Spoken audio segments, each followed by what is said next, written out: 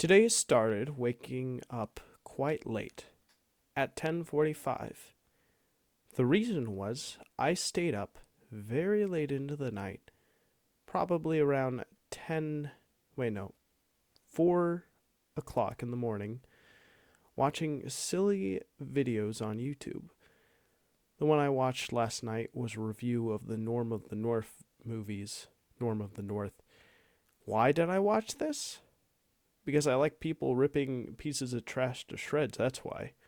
And it was kind of funny, but overall, all right. And I actually was woken up by my mom at 8:35, somewhere around there in the morning, with her asking me to clean the surface of the pool. So I mumbled, "All right, I'll do it." And I went back to sleep to get my Z's in until around 10:45, where I groggily woke up and walked into the kitchen, where I grabbed my phone and had that with me. And I decided to watch a YouTube video at the kitchen table that was documenting the history of the ill-fated dead meat puppet human project from Billy and Mandy creator Maxwell Adams. I love Maxwell Adams' work, and I was following very closely this Dead Meat project. And the fact it never came out, I found very sad, and I always wondered why, and the video delved into why.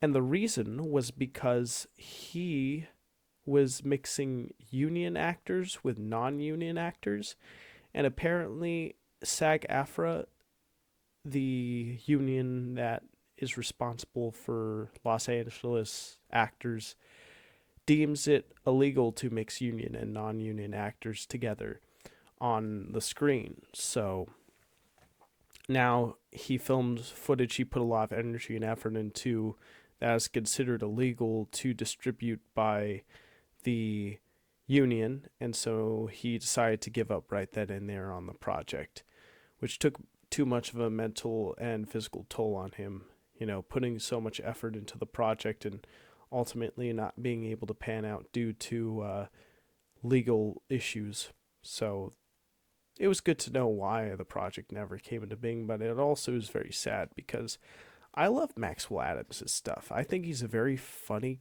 cartoon creator, and not seeing a vision of his come to life was very, very sad. But in the middle of this video watching experience, I decided to make myself a delicious egg, cheese, and bacon croissant sandwich, and it was very good. I loved every bite of it. And I had a nice spot of coffee from our very nice coffee machine.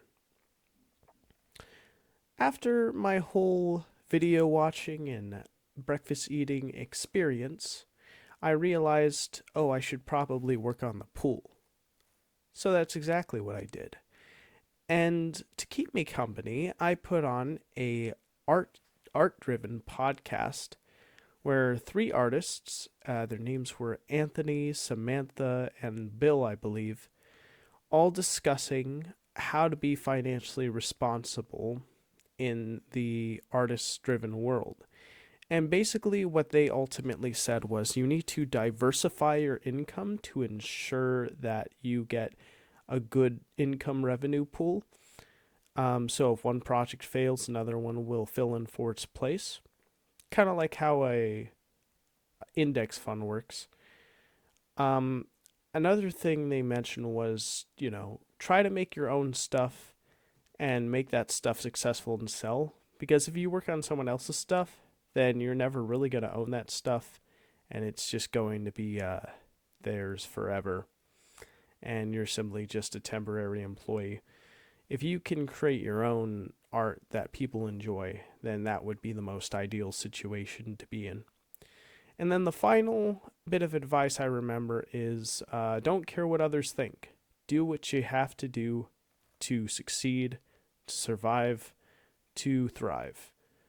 And they told some very compelling stories. One of the most compelling stories I remember from the video was a guy who said that he lost his car, his house, and he was in a chat with his friends saying that he's worried that he's going to become homeless.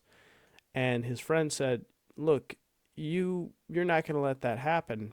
The only reason why you're worried about any of that is because you're worried what people you know are going to think of you." And that made him realize, you know what, you're right. Maybe I shouldn't worry about what others think of me. I should just stay focused on my goal setting and achieve what I set out to achieve. It was very encouraging and very inspiring, and I'm really glad I watched it. Loved every minute of it. Gave me a lot to chew on while I was cleaning the pool. Anywho, after that, I decided to reward myself with 3 scoops of pecan caramel ice cream from Thrifties that we had in the refrigerator, and another cup of coffee, because I do like coffee with ice cream. And then I decided to watch a new video that was uploaded from one of my favorite YouTubers called Jesse Michaels. And in this video, he discusses this documentary. He talks with this documentary filmmaker and this scientist who have discovered that severely autistic children who are incapable of verbal communication and don't know how to control their bodies are apparently extremely capable of communicating through telepathy. And this was proven by a random number generator in a separate room, and them asking the children questions, and then them clicking buttons on a computer. And basically, they wanted to make sure that they would get the numbers right. Like, what's this number? They click the number, what's this?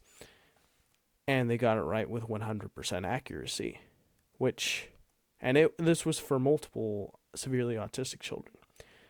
And they were asked, how did you do that? And one of the answers that I remember was one of them said, "Oh, I could see the world through my mom's eyes." That was very fascinating and interesting. And it definitely opens your eyes that there's probably a lot more going on in this world than we realize. And it's very important to think outside of the box all the time and not be content with our boxed in narrow view of how things work in this life. And it was just extremely compelling. So compelling, and it inspired me to buy a self journal to get my life in order, and a positive crystal, crystalline, I think is what it was called. Reason why I got this is because in the video they did describe that the autistic children believed these crystals had strong energy that gave them good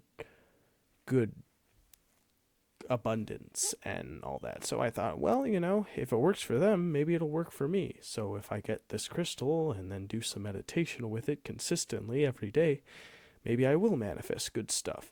So, now I'm going to journal and meditate and manifest with a crystal. So that's going to be interesting. So after that, my mom arrived, and I asked her how her day went. She said it went good. She asked me how my day went. I said it was good.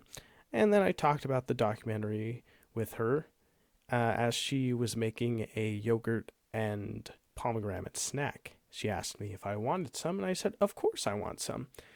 So she made some, and I suggested maybe we should watch that documentary that I was watching. It's very interesting to her. And she said, okay, but we had a family friend come over, and it was their birthday.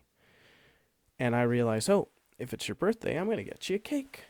So I chose this restaurant, and I asked her, which cake would you like? And this friend chose this raspberry and chocolate cake. I was like, okay, want to come with me to pick it up? They said no. Then I asked my mom if she wanted to come with me. She said yes. We drove, grabbed the cake.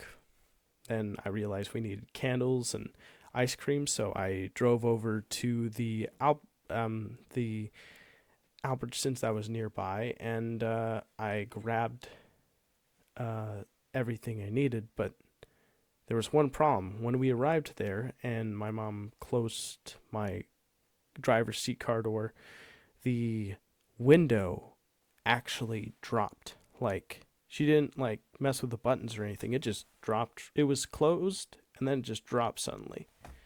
It was absolutely shocking. And we tried to pull it back up, but no go, no dice. Very worrying. And so now I have to call a car company to come in and fix my car window because I don't want a car door seat left open when I'm shopping so people can steal stuff. So, yeah, that's no fun. But sometimes life throws at you some surprises you weren't expecting, and you just gotta roll with it, baby. So, I got everything, and then we drove home. Turns out that our friend was going to a dinner, and she actually invited me to go to the dinner with my mom and two other friends. So I agreed, and we went over. Of course, when we arrived, we had to wait 55 minutes, and that took a while, but eventually we got our seats with the two other friends that arrived, and we had a very interesting discussion. Anyways, after we were situated, I asked to get a 6-ounce filet mignon, a 2 lobster tails, and fries, and mac and cheese. When I got the dish, they actually gave me mashed potatoes instead of mac and cheese, so I had to remind them, and so they gave me the mac and cheese for free, so that was nice. Afterwards, my friend was given a birthday cookie with ice cream on top for her birthday. And so we practically have to push the cake idea for a little later in the future when my two sisters come over to celebrate my friend's birthday. So we sang her happy birthday with the delicious cookie cake as she blew it out. And yeah, we all ate it together. All 5 of us, her friends, and my mom.